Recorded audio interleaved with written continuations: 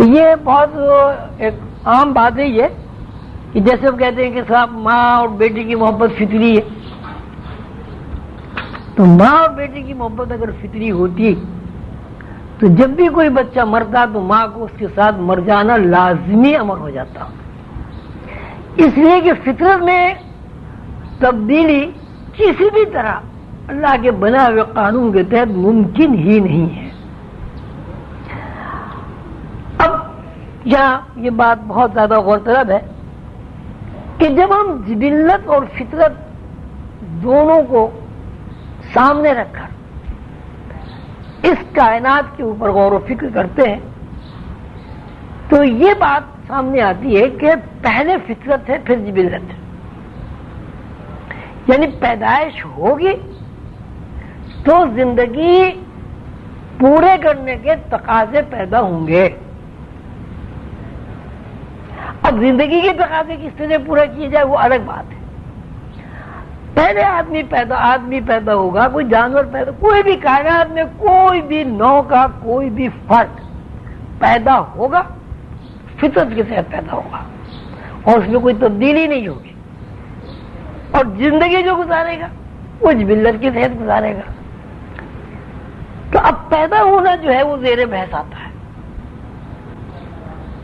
یعنی اللہ تعالیٰ نے ہر نوع کو معین مقداروں کے ساتھ پیدا کیا ہے، اور یہ معین مقداریں ہی دراصل فطرت ہے۔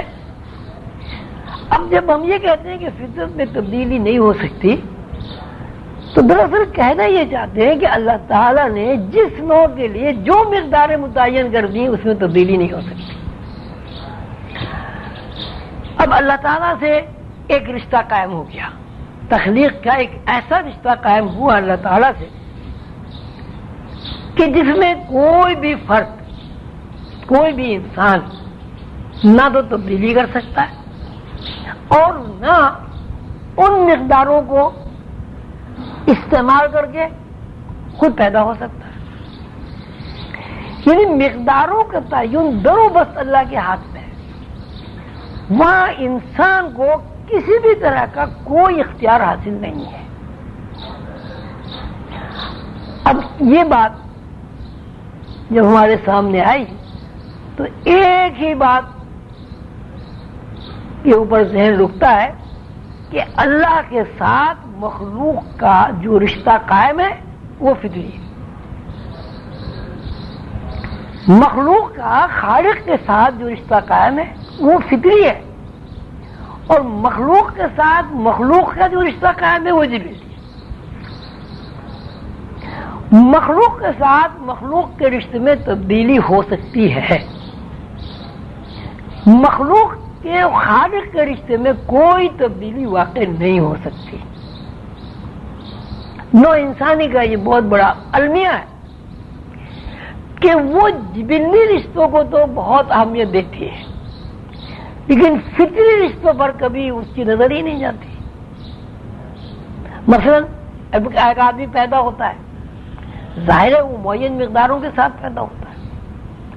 دوسری بات یہ کہ ہر انسان بے اختیار ہو کر پیدا ہوتا ہے، اس کو کوئی اختیار ہی نہیں ہے پیدا ہونے کا۔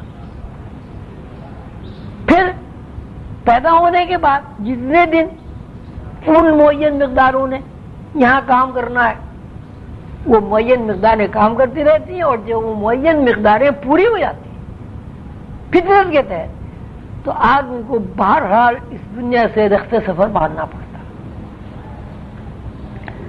تو اب ہماری جو یہ محبت ہے، ماں کی محبت، باپ کی محبت، اولاد کی محبت، بھائی کی محبت، یہ ہم کہتے ہیں صاحب یہ فطری محبت ہے، اسے کوئی نہیں بھول سکتا، لیکن یہ بات غلط ہے۔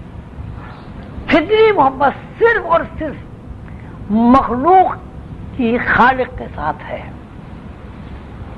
اور باقی جتنی بھی محبت ہے، جتنا بھی تعلق ہے، جتنی بھی زندگی آدمی گزارتا ہے وہ سب جبلی تقاضوں کے تحت گزارتے ہیں۔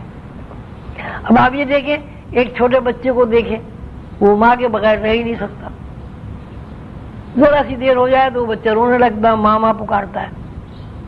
ایسے ہی ماں بچے کے بغیر نہیں رہ سکتی، ذرا آنکھوں سے اوجھل ہو جائے وہ جناب ڈھونڈتی پھرتی ہے. لیکن جب وہ بچہ جیسے جیسے بڑا ہوتا ہے، جوان ہوتا ہے، ماں کا اور بیٹے کا اور باپ کا اور بیٹی کا اور رشتہ جو ہے وہ دور ہوتا چلا جاتا ہے. انتہا یہ ہے کہ شادی ہو جاتی ہے. شادی کے بعد لڑکے کا جو رجحان ہے وہ بیوی کی طرف ہو جاتا ہے، بیٹی کا جو رجحان ہے وہ شوہر کی طرف ہو جاتا ہے، اور وہ اتنا زیادہ رجحان ہو جاتا ہے کہ ماں باپ کا رشتہ جو ہے ثانویت اختیار کر لیتا ہے. اولیت جو ہے وہ شوہر کی ہو جاتی ہے، بیوی کی ہو جاتی ہے. یہ رات دن کا آپ کا مشاہدہ ہے. اگر ماں کی محبت فطری ہوتی، اگر ماں کے ساتھ اولاد کا رشتہ فطری ہوتا، تو کوئی اولاد جس طرح پیاس پر کنٹرول حاصل نہیں کر سکتا، بھوک پر کنٹرول حاصل نہیں کر سکتا. کنٹرول سے مراد یہ کہ بھوک کو نظر انداز نہیں کر سکتا، پیاس کو ترک نہیں کر سکتا. اسی طرح ماں کے بغیر بھی کوئی اولاد کبھی نہیں رہ سکتی تھی. اور یہی صورت ماں کی بھی ہوتی کہ اولاد کے بغیر ماں کبھی نہیں رہ سکتی تھی. کیونکہ اس رشتے میں تبدیلی واقع ہو گئی اور دونوں ایک دوسرے سے جدا بھی ہو کر رہے، اس لیے ساری محبت جو ہے اس کا تعلق انسان کی اپنی قربت کے تحت ہے. قربت سے مراد یہ ہے کہ ایک آپ کے یہاں بچہ پیدا ہوا، آپ نے 2 مہینے میں 3 مہینے میں اپنے کسی عزیز کو دے دیا، ہوتا ہے اکثر ایسا. تو وہ بچہ جب بڑا ہو جائے گا تو اس کے دل میں آپ کی محبت کم ہوگی، جن لوگوں نے اس کو پالا ہے ان کی محبت زیادہ ہوگی. کبھی ایسا نہیں ہوگا کہ آپ بڑے ہونے کے بعد اپنے بچے کو لانا چاہیں اور وہ جو اس کے حقیقی والدین ہیں وہ ان کے پاس خوش رہے. وہ بچہ وہیں خوش رہے گا جہاں اس کی پرورش ہوئی ہے. دوسری بات، جن لوگوں نے اس بچے کو پالا ہے حالانکہ وہ اس کے حقیقی ماں باپ نہیں ہیں، جب ان سے اپنے بچے کو لینے کا مطالبہ کریں گے تو ان کے اوپر کم و بیش وہی کیفیات مرتب ہوں گی جس طرح کسی حقیقی ماں باپ سے زبردستی کو اس کا بچہ چھین لے. اس کا مطلب یہ ہوا کہ ہمارے جو یہ رشتے جبلی رشتے، اس کا تعلق قربت سے ہے. قربت جتنی ہو جائے گی رشتے میں گہرائی پیدا ہو جائے گی. قربت نہیں ہوگی تو رشتے میں گہرائی پیدا نہیں ہوگی. اس سے بھی ثابت ہوا کہ یہ جو رشتے ہیں فطری، جن کو آپ کسی طرح نظر انداز ہی نہیں کر سکتے، بھول ہی نہیں سکتے، جبلی رشتوں سے بالکل مختلف ہے.